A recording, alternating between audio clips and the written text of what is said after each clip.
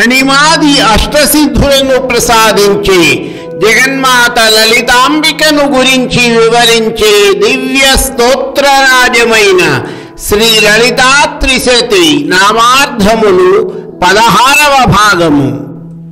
ఈశానాది బ్రహ్మమయీ లలితా త్రిశతి నామములోని ప్రతి నామమునకు ఎంతో లోతైన అర్థమును తన భాష్యము ద్వారా వివరించి ఈ జగతిని ధన్యులను చేశారు జగద్గురువులు శ్రీ ఆదిశంకరులు.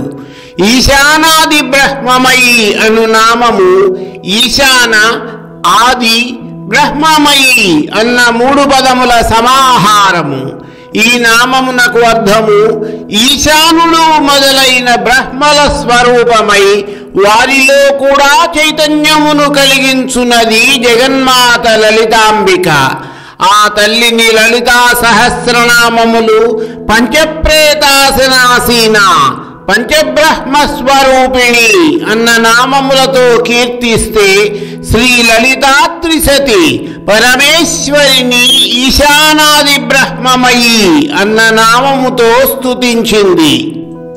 ఎవరి ఈశానాది పంచబ్రహ్మలు బ్రహ్మ, విష్ణు, రుద్ర, ఈశ్వర, సదాశివులు 5 బ్రహ్మలు. పరబ్రహ్మ స్వరూపిణి అయిన శ్రీ లలితా పరమేశ్వరి తన పరిపూర్ణమైన శక్తిని వారిలో నిక్షిప్తము చేసి వారి చేత సృష్టి, స్థితి, లయ, తిరోధానము, అనుగ్రహము అన్న పంచకృత్యములను నిర్వహింపచేయుచున్నది. లింగ పురాణము సద్యోజాత, వామదేవ, అఘోర, తత్పురుష, ఈశాన అనబడే 5 రూపములను పంచబ్రహ్మలుగా వివరించగా శబ్ద, స్పర్శ, రూప, రసగంధములు అనబడే తన్మాత్రలు, పృథ్వీ, ఆపస్, తేజో, వాయు, ఆకాశములు మొదలైన పంచభూతములు, పంచజ్ఞానేంద్రియములు, పంచకర్మేంద్రియములు కూడా పంచబ్రహ్మలే. అటువంటి పంచబ్రహ్మల స్వరూపము తానైనది కాబట్టి పరమేశ్వరి లలితాంబిక ఈశానాది బ్రహ్మమయీ అన్న నామముతో కీర్తించబడినది. ఈ 5 బ్రహ్మలకు కూడా అంతర్యామిగా తానుండి వారికి సైతము చైతన్యమును, బుద్ధి ప్రేరకమును కలిగిస్తూ వారిని సచ్చిదానంద స్వరూపులుగా ప్రకాశింపచేయుచున్నది పరదేవత లలితాంబిక. ఏ విధముగా అయస్కాంతము తాను కదలిక లేకుండా ఇనుప రజమును కదిలింపజేయుచున్నదో అదే విధముగా చైతన్య స్వరూపిణి అయిన జగన్మాత పంచబ్రహ్మలతో సహా ఈ సమస్త విశ్వములోని ప్రాణులను వారిలో చైతన్యమును కలిగించి ఆకర్షించుటచే పరమేశ్వరికి ఈశానాది బ్రహ్మమయీ అన్న నామము సార్థకమైనది. ఇదే విషయమును గాయత్రీ మంత్రము కూడా స్పష్టముగా వివరించింది. ధియో యో నః ప్రచోదయాత్ అనగా మా మనస్సు, బుద్ధి యొక్క కార్యములను ప్రేరేపిస్తున్న పరమాత్మ స్వరూపుడైన సవితృదేవుని యొక్క తేజస్సును నేను ఆరాధిస్తున్నాను అని అర్థము. ఈ విధముగా ప్రేరణ కలిగించేదే ఈశానాది బ్రహ్మమయీ అని కీర్తించబడిన లలితా పరమేశ్వరి ఒక అంకురముగా ఉదయించి వికసించి క్రియాస్వరూపిణి అయిన జగన్మాత మన హృదయములో స్థితురాలై నిలిచి ఉన్నది. ఆ తల్లి యొక్క చైతన్యమే మనలను నడిపించుచున్నది. అటువంటి స్వరూపిణియే ఈశానాది బ్రహ్మమయీ. ఈసిత్వాద్యష్ట సిద్ధిదా జగన్మాత లలితా మహాత్రిపుర సుందరి అష్టసిద్ధులను అనుగ్రహించున్నది. ఏమిటి అష్టసిద్ధులు?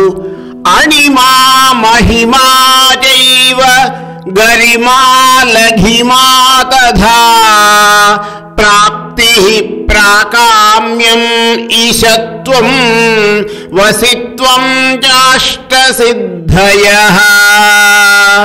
అణిమ శరీరమును అతి చిన్నదిగా చేయుట, మహిమ శరీరమును అతి పెద్దదిగా చేయుట, గరిమ శరీరము బరువును విపరీతముగా పెంచుట, లఘిమ శరీరమును అతి తేలికగా చేయుట, ప్రాప్తి కావలసిన వస్తువులు పొందుట, ప్రాకామ్యం కావలసిన భోగమును అనుభవించుట, ఈశత్వం ఎవరిపైనైనా దేనిపైనైనా అధికారమును పొందుట, వసిత్వం అన్ని భూతములను లోబరుచుకుంట.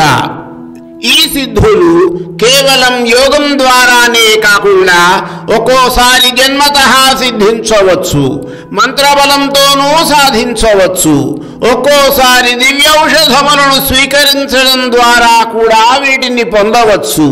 హిందూ పురాణాల ప్రకారం హనుమంతుడు వినాయకులకు అష్టసిద్ధులుండేవి.